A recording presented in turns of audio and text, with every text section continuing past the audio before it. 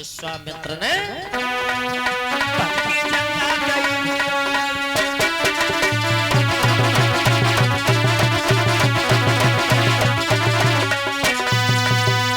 महाराज हरिचंद्र की फूल बगिया जो थी बहुत पुत्र के समान फूल बगिया पाली।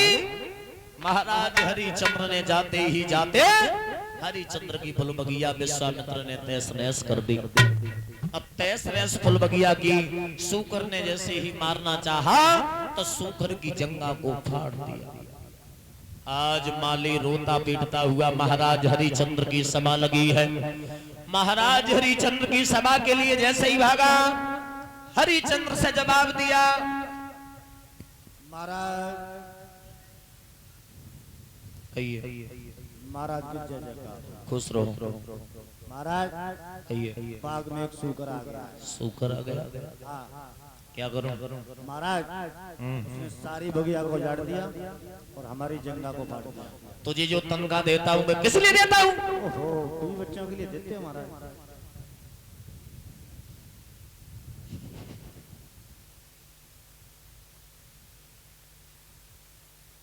बिल्कुल नहीं छोड़ी। नहीं महाराज, कतई न छोड़ी। बिल्कुल तहस नहस कर दी, बिल्कुल उजाड़ दी महाराज। अब मुझे ये बता, अब क्या करूं? चलो माला डरना, वो क्या करोगे? और ये दादाजी की तरफ से हमारा सम्मान हुआ, बहुत सुंदर भाव प्रदान किया है। भगवान का नहीं, अगर मैं सुख शांति प्रदान होती रहे मैं तो यही कामना करते रहेंगे। और सभी साथियों को भी सम्मान कर रही है। मालिक महाराज क्या करना है? चलो। कहाँ? उसका वध करेंगे इस वक्त? क्यों? तुझे पता है ये समय कौन सा है? ऐसा लग रहा है कि धूप नहीं, सन्यासी आ गई। विश्वामित्र परीक्षा लेने के लिए आ गए हरिचंद्र के राज्य में। अब विश्वामित्र परीक्षा लेने के लिए आए, सोच रहे हम ऐसी परीक्षा लेंगे कि हरिचंद्र को हम 2 दिन में झुका दूंगा। हरिचंद्र बोले, माली ये समय कौन सा है पता है? कौन सा है?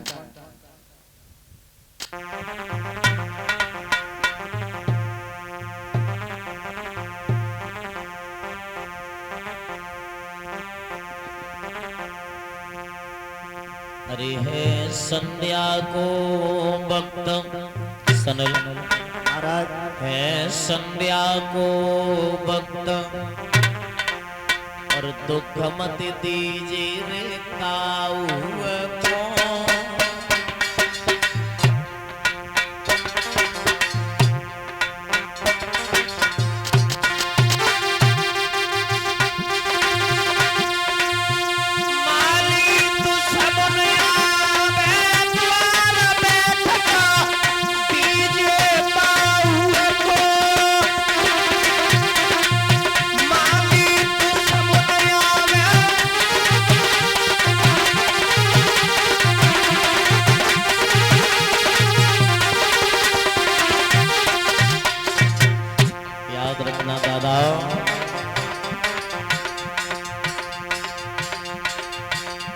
संध्या के वक्त दुश्मन आता है तो उसका भी सम्मान करते हैं, स्वागत करते हैं।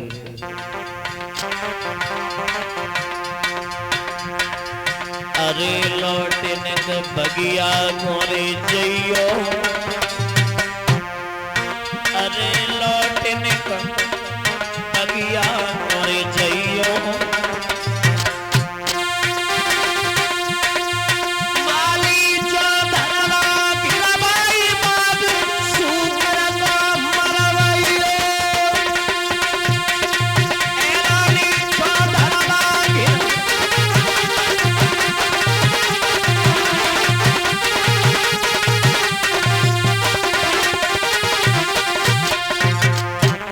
महाराज हरिचंद्र ने जवाब दिया, माली महाराज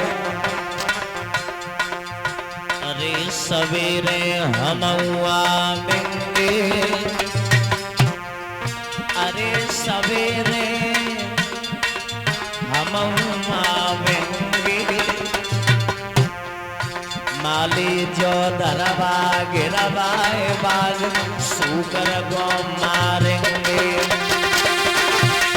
ए भैया जो धरवा खिलवाई बाज सूकर को मारेंगे।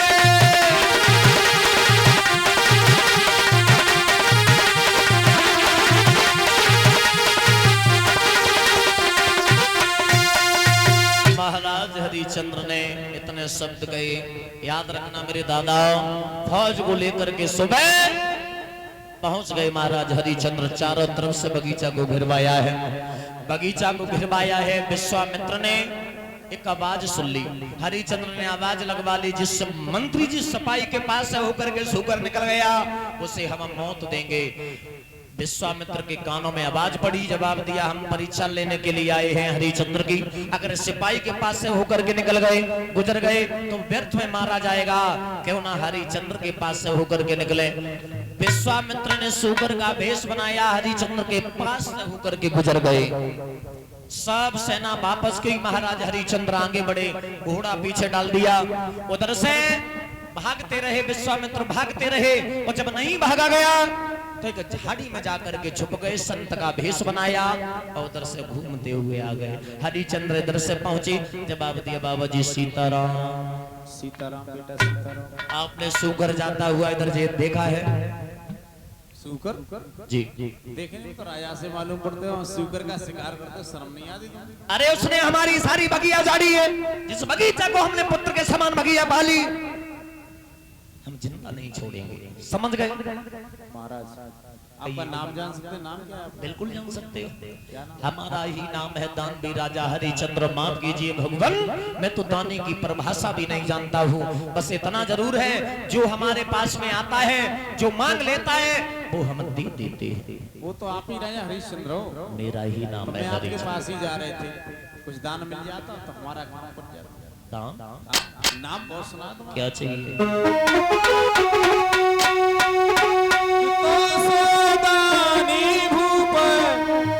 धर्म को रूप और नहीं कोई, और सौ कोसन सतवा धीरे उड़ रही है खुशबू।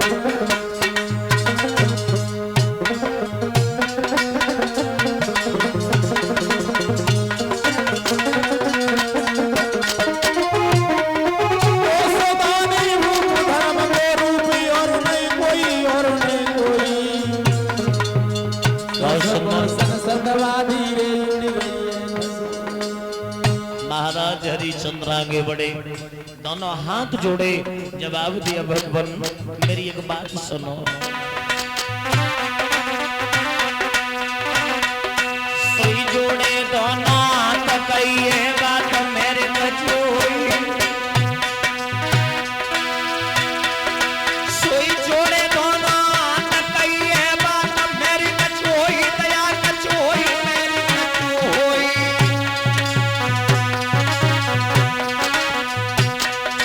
तुम जो मांगो महाराज दिए हम सोई। तुम जो मांगो महाराज दिए हम सोई सोई।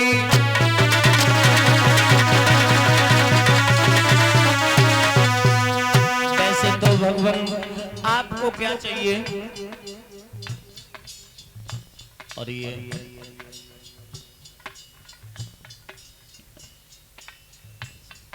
और ये हमारे गांव के पास में पड़ता है नायकूब, जो हमारे साथ में पड़े हुए उनकी चाची जी हमारा सम्मान कर रही हैं। नोटों का हार दान करके भगवान कन्हैया से कामना करेंगे घर में सुख शांति प्रदान होती रहे। जवाब दिया, संतों को क्या चाहिए? संतों को तो केवल हमारे ख्याल से, अगर हमारे दिमाग से अगर सोचो,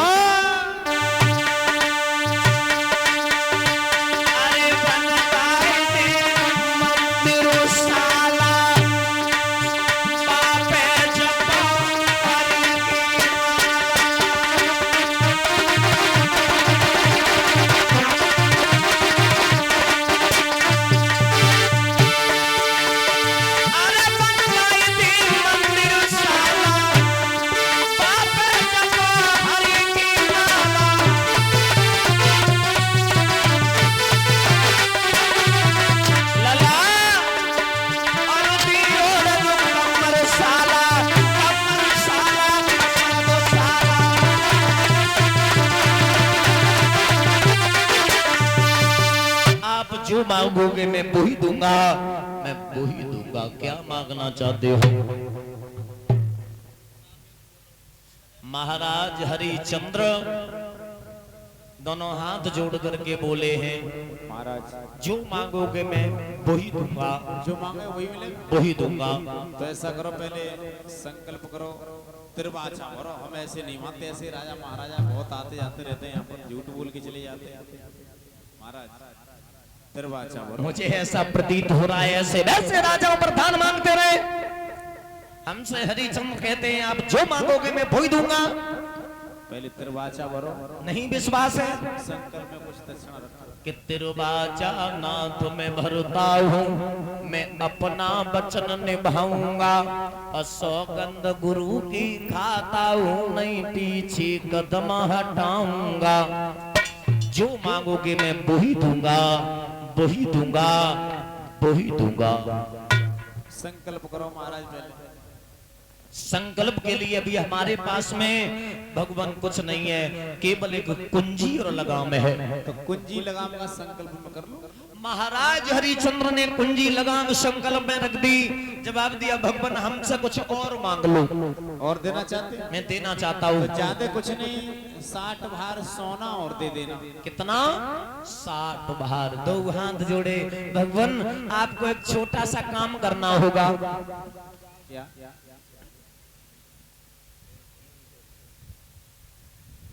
एक छोटा सा काम करना होगा आपको।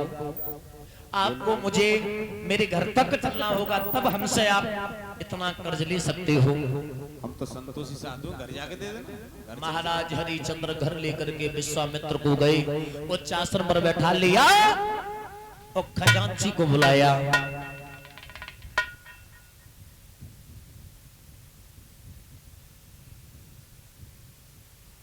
खजांची, खजाने में से 60 बार सोना लेकर के आओ और बाबा जी को इज्जत के साथ में, सम्मान के साथ में बाबा जी को दो। खजाने की चाबी तो दे दो, कुंजी।